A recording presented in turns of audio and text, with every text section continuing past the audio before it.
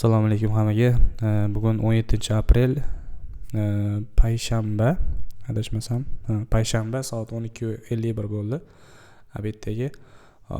Sizlar bilan bugun kunlik tahlilni boshlaymiz. Dollardan boshlaymiz. Doimgidek kunlik tahlilda, ya'ni kunlik time frame ga e'tibor berib qaraydigan bo'lsak, dollarda narx hali ham o'sha imbalans zonadan yaxshiroq olib, pastdagi sell side zonani va pastdagi mana bu sell side zonalarni tushishga hozircha harakat qilib turibdi. Tasdiqlar kecha narx konsolidatsiyaga tushib qoldi, o'shaning uchun yaxshi price action bo'lmadi. Bugun mana ko'rib turibsizlar, narx kunlik time frame da yangi candle ochilib, manipulyatsiya tepaga bo'lib, tepadagi tayoqchasini hosil qilib, endi pastga qarab tushib kelayotganini ko'rishimiz mumkin. Xo'p, endi 4 soatlik time frame ga e'tibor berib qaraydigan bo'lsak, 4 soatlik time frame da qanaqa holat?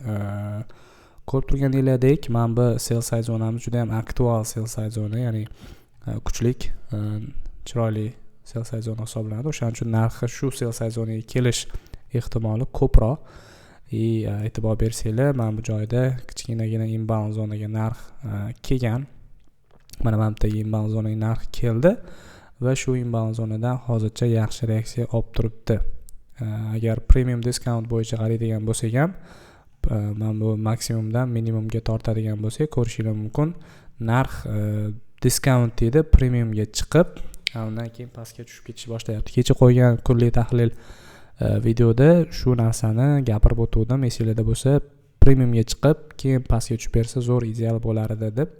Mana hozir o'sha narsa bo'lyapti. Premiumga chiqdi-da, endi pastga tushib ketishda davom etyapti. Demak, mana shu imbalans zonadan narxi yaxshi reaksiya olib, pastga qarab tushib ketishini kutib qolsak bo'ladi. Endi 1 soatlik time frame ga e'tibor berib qaraydigan bo'lsak, uzr o'rtoli sal burnim oqib turibdi, shamollab qolma. 1 soatlik time frame ga e'tibor bersanglar, 1 soatlik time frame da narx o'sha 4 soatlik imbalans zonaga borganda, mana bu chiroyli buy side zonani, ya'ni buy side liquidity pool bor ekan mana bu yerda, o'sha zonani yechib, undan keyin pastga qarab ketishda davom etyapti va Asian range maksimumni ham yechyapti. O'shaning uchun 15 minutlik time frame ga tushib qaraydigan bo'lsak, New York Killzone ga yoki hozir London Killzone o'rtasi bo'lgani uchun pozitsiya qidirish ehtimoli hali ham yuqoriroq, ya'ni pozitsiya chiqib berish ehtimoli bor, lekin iloji boricha New York Killzone da savdo qilyapman men o'zim. Bugun yangiliklar bo'lishi kerak. Qaraymiz hozir mana. Bugun 17-aprel bo'ladigan bo'lsa, mana 17:15 da, 17:30 da va 17:45 da yevroga, dollarga va yana yevroga yangiliklar bor ekan. Qizil papkadagi yangilik. Bu narxda o'zini anaqasini berish kerak, ya'ni ta'sirini ko'rsatish kerak. Hozircha London Killzone davomida mana e'tibor bersanglar, London Killzone boshlanishi bilan narx undan oldingi, ya'ni Killzone boshlanishidan oldingi maksimumni shu nasib qilgandek, undan keyin pastga qarab tushib ketishda davom etyapti. O'shaning uchun yangiliklarga yaqin, ya'ni bizda endi kunga biasimiz, ya'ni kunlik yo'nalishimiz bearish bo'ladi, ya'ni tushuvchi yo'nalishda bo'lamiz. O'shaning uchun iloji boricha New York Killzone da ishlaydiganlar, mana bu New York Killzone davomida ishlaydiganlar dollarni qanaqadir o'sha New York Killzone ga yaqin qaysidir PDA zonalarga, to'g'ri, PDA zonalarga keyin chiqib, keyin mana bu sell side olgani tushishini kutib savdo qilib ko'rsak bo'ladi. Ya'ni dollarda emas, конечно, anaqada yevroda yoki GU da savdo qilib ko'rsak bo'ladi, shunga qarab. Xo'p, endi yevroga qaraydigan bo'lsak, kunlik time frame ga o'tib qaraydigan bo'lsak, yevroda mana e'tibor bersanglar, narx o'sha esinglarda bo'lsa, haftalik imbalans zonadan yaxshi reaksiya olayotdi va kunlik time frame dagi mana bu order blokdan hozircha kelib, shu order blokdan yaxshi reaksiya olib tepaga qarab ketyapti. Endi ya'ni dushanba, seshanba, chorshanba, payshanbaga e'tibor bersanglar, haftalik time frame da dushanba kuni narx mana bu market ochilgan bo'lsa, mana bundoq ochilgan bo'lsa, manipulyatsiya qayerda bo'lyapti, qachon bo'lyapti? Dushanba, seshanba, chorshanba kunlari. Ya'ni seshanba kuni manipulyatsiya ko'proq bo'lyapti. Ya'ni narx candle ochildi, tasavvur qiling, narx pastga o'sha haftalik time frame dagi candle minimumini yasash uchun pastga tushdi va undan keyin mana tepaga qarab ketyapti. Endi buy side yechib, keyin qayerdadir yopilsa zo'r bo'ladi. Mana bundoq qilib tasavvur qilsak bo'ladi haftalik time frame'dagi candle'li turishini, to'g'rimi? Mana shunaqa holatda bo'lyapti hozircha narx. Mana kunlik time frame'dagi order blokdan yaxshi reaksiya olyapti. Endi 4 soatlik time frame'ga o'tib qaraydigan bo'lsak, 4 soatlik time frame'da narx mana bu yerdagi imbalans zonaga kelmadi, ya'ni dollar keldi, lekin euro USD kelmadi mana bu imbalans zonaga. Va e'tibor berib qarasanglar, maksimum minimumdan maksimumga tortadigan bo'lsak ham ko'rishimiz mumkin, yevroda narx mana bunga kelmadi, ya'ni diskountga kelmadi narx. Dollarda bo'lsa keldi, yevroda kelmadi.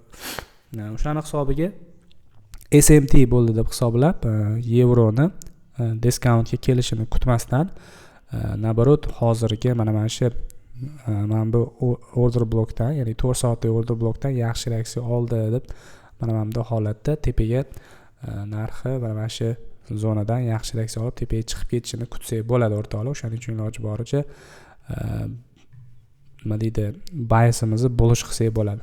Xo'p, demak bu 4 soatlik edi. 1 soatlikka qaraymiz. 1 soatlikka e'tibor berib qaraydigan bo'lsak, 1 soatlikda kecha shuni taraf qilmayman, e'tibor bermayman, lekin e'tibor bersanglar mana bu yerda imbalans zona bor. Mana sariq zonaga e'tibor berishadi, katta imbalans zona bor. Narx shu imbalans zonadan buzib o'ta olmagan, mana bu zonalarda pastga jo'natgan. Keyin buzib o'tgandan keyin xuddi shu imbalans zona narxi podдержка qilib beryapti, endi tepaga qarab ketishga, to'g'rimi? O'shaning uchun har safar aytayapman, iloji boricha eski imbalans zonalarga yaxshilab e'tibor beringlar. Narxda podдержка yoki bo'lmasam, ya'ni support yoki resistance vazifasini bajarib beradi ko'p hollarda. Adashmasam mana bu bilan bu dollar bilan SMT bo'lgan. Yana hozir qarab ko'rsak bo'ladi, bundoq qilib qaraydigan bo'lsak teskarisiga ko'rishga osonda SMT bo'lib o'rtoqlar. Mana bu yerda mana SMT, ya'ni mana bu maksimumni dollar yechgan, yevro yecha olmagan, to'g'rimi? O'shani hisobiga SMT bo'lgan. SMT bizga tasdiq bo'la oladi, narxi o'sha biz kutayotgan zonaga ketayotganini bilish uchun. Xo'p, mana e'tibor bersanglar endi, demak SMT bizda bor. Endi 1 soatlik time frame'da shu holat bo'lgandan keyin 15 minutlik time frame'ga tushamiz. 15 minutlik time frame'ga tushib qaraydigan bo'lsak, bu yoqda nima bo'lyapti? Tak, buni qilamiz mana. 15 minutlik time frame'da hozircha chiroyli vaziyat, ya'ni SMT bo'ldi. New York Killzone boshlanishi bilan o'sha SMT hosil New York Killzone ham uzr. London Killzone boshlanishi bilan SMT hosil qildi narx. O'zidan oldingi ikkita o'sha mana zonalarni sweep qildi mana, to'g'rimi?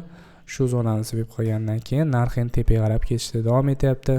Bizda IFVG zonamiz bor, ya'ni mana bu zonaga e'tibor bersangiz, narx xuddi shu zonadan yaxshi reaksiya olib mana shu zona endi narx tepaga qarab chiqarib beryapti. Endi nimani kutishimiz mumkin yoki bizdan breaker deb olsak bo'ladi mana buni, to'g'rimi? Mana bundoq qilib mana buni breaker deb olsak bo'ladi. Shu breakerdan hozir mana yaxshi reaksiya olyapti. Endi hozircha bilmadim, pozitsiya ochishga yoki topishga yaxshi vaqtda turibmizmi yo'qmi bilmadim, lekin agar topa olsangiz kirsangiz bo'ladi. Mana bu imbalans zona, e'tibor bersanglar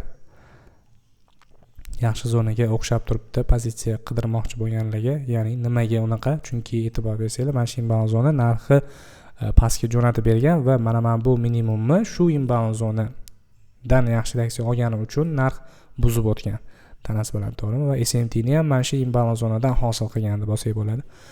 O'shaning uchun bu imbalans zona kuchli imbalans zona bo'ladi. Ya'ni narxi endi hozir mana kelish kerak bu imbalans zona. Bundoq kelganda narx tepaga qarab podдержка qilib berish kerak, ko'tarib yuborish kerak degan ma'noda. Chunki mana bu zonalarda narx mana yaxshi reaksiya olgan.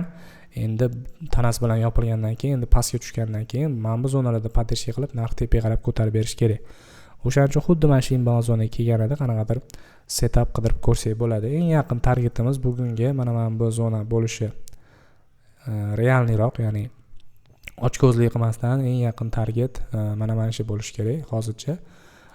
Lekin asosiy targetimizni bilasizlar o'rtoqlar, asosiy targetimiz mana bu yerda mana katta time frame'da buy side zonamiz bor, undan tepada ham yana buy side zonalarimiz bor. O'shaning uchun asosiy targetimiz bu, o'rta targetimiz bu, final targetimiz mana bu 1.14.950 zonamiz bo'ladi.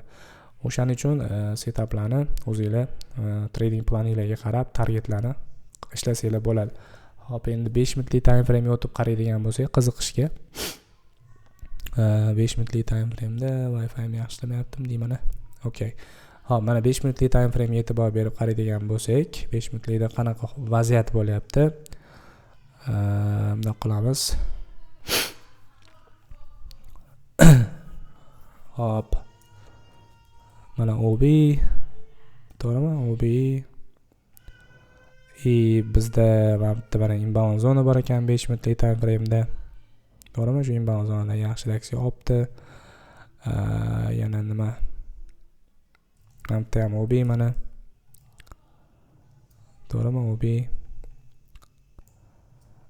Narx hozir mana shu zonalarga bundoq kelganida, balki mana bu inbound zonadan yaxshi reaksiya olar.